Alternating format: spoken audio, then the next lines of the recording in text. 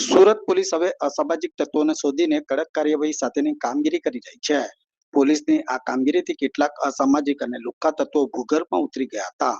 તેમ છતાં કેટલાક માથાભારે નવજુવાનિયા યુવકો પોલીસને પડકાર ફેંકતા હોય તેમ મારામારી અને જીવલેણ હુમલો કરવાની ટેવ સુધારતા નથી। ત્યારે સુરતના બેસ્તાન વિસ્તારમાં ધોળા દિવસે એક યુવક પર જીવલેણ હુમલો કરવાની ઘટના બનવા પામી હતી। બેસ્તાન વિસ્તારના સિદ્ધાર્થનગર બ્રિજ પાસે એક યુવક પર ધારદાર હથિયારોથી હુમલો કરાયો હતો। આ હુમલા બાદ અજાણ્યા શખ્સો ફરાર થઈ ગયા હતા। તો ધોળા દિવસે જીવલેણ હુમલાની ઘટનાથી સમગ્ર વિસ્તારમાં ચકચાર મચી ગઈ હતી। જ્યારે પોલીસ સામે કાયદો વ્યવસ્થાની સ્થિતિ સામે સવાલ પણ ઉઠ્યા હતા। જોકે આ હુમલા પાછળનું કારણ અંગબંધ હોવાનું જાણવા મળ્યું હતું। તો બીજી તરફ ઈજાગ્રસ્તને સારવાર અર્થે હોસ્પિટલ ખસેડવામાં આવ્યો હતો। सलमान सलमान सलमान कहाँ रहता है? आजा आजापुरी में क्यों मारा तेरे को? आजाद मार दिया वो।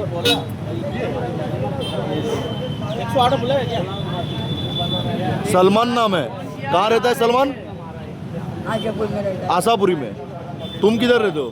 है। मैं इधर रहता हूँ। वो इधर क्या करने आया था? अरे भाई को ज्यादा मत बोलो, फोन चालू रहेगा। ज्यादा बोलेगा, ज्यादा मत बोलो, गिरेगा। आ रहा है।